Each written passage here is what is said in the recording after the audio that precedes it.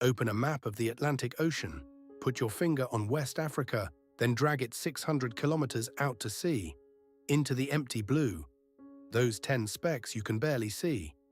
That's Cape Verde, 500,000 people on 4,000 square kilometers of volcanic rock. And in the summer of 2026, that little scatter of islands did something nobody saw coming. Cape Verde is a nation built on leaving. For 2 centuries, drought and hunger drove its people across the oceans, to Lisbon, to Rotterdam, to Boston. Today, more Cape Verdeans live abroad than on the islands themselves. Every family has someone far away. And that, the thing that once felt like a wound, is exactly what would turn a tiny nation into a football team. Pedro Leitão Brito, everyone calls him Bubista, was born on Boa Vista, an island of sand and wind, in 1970. He played for Cape Verde himself, in the years when almost nobody outside the islands could name a single Cape Verdean footballer. In 2020, he took over the national team with an idea that sounds simple and wasn't. If the nation lives everywhere, then the team should too.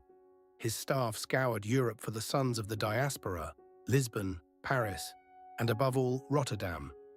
When Bubista named his World Cup squad, 7 of his players had been born in that one Dutch port city. More than were born in Praia, Cape Verde's own capital. A team of the scattered, called home. And in goal, a man the game had overlooked for 2 decades. Vozinha didn't turn professional until he was 25. He started at a little club called Batuque and spent his career far from any spotlight. At this World Cup, he was 40 years old, still standing between the posts at an age when most players are long retired. He was about to become the most beloved player of the entire tournament. The road there was already a miracle. To qualify, Cape Verde had to finish above Cameroon, 5-time African champions, a footballing giant. They did. On the 13th of October 2025, a 3-0 win over Eswatini sealed it. Striker Dylon Livramento leading the charge. The islands stopped. Car horns, drums, tears. Cape Verde had become the 2nd smallest nation by population ever to qualify for a World Cup, and the smallest by land area in history. Then came the draw nobody wanted, Spain, the European champions, in Cape Verde's first ever World Cup match. The world expected a massacre. Spain fired 27 shots at Vozinha's goal. The 40-year-old from Batuque was beaten by none of them. 0-0. Cape Verde had their first World Cup point, and by midnight, Vozinha's Instagram had grown from 46,000 followers to over 1 million. 4 days later, Uruguay. Kevin Pina stood over a free kick 32 meters from goal, a distance almost nobody scores from, and bent it into the net. Cape Verde's first ever World Cup goal. Uruguay fought back and led 2-1, but Helio Varela struck in the second half to rescue a point. Another draw. Then Saudi Arabia. 0-0. Another wall of blue defiance. 3 games, 3 draws, 0 defeats. Ranked 67th in the world when the tournament began, Cape Verde were now the lowest-ranked team left standing, and the smallest nation ever to reach a World Cup knockout round. The reward, Lionel Messi and the world champions in Miami. Messi scored in the 29th minute, his 20th World Cup goal. Cape Verde did not fold. In the 59th, Deroy Duarte, born in Rotterdam like so many of them, drew them level. 90 minutes came and went. 1-1.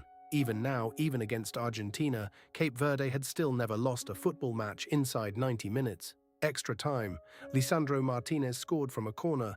Surely the end. It wasn't. In the 103rd minute, Sidny Lopes Cabral, a 23-year-old fullback from Rotterdam, picked up the ball at the edge of the box and curled it into the top corner. Commentators called it a contender for goal of the tournament. Cape Verdeans will tell you it is the greatest goal in their history. 2-2, twice behind against the champions of the world, twice they came back. And then, heartbreak. The 111th minute, Christian Romero rose for a header. The ball glanced off defender Dini Borges and rolled into the net.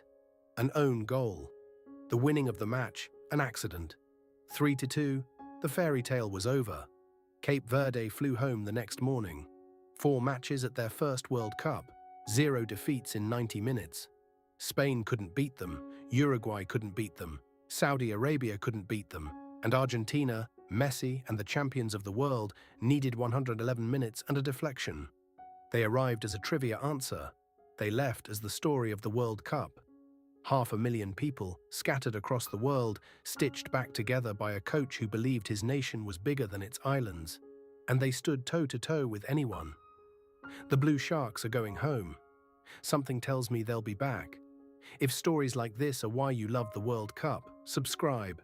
We're telling them every single day.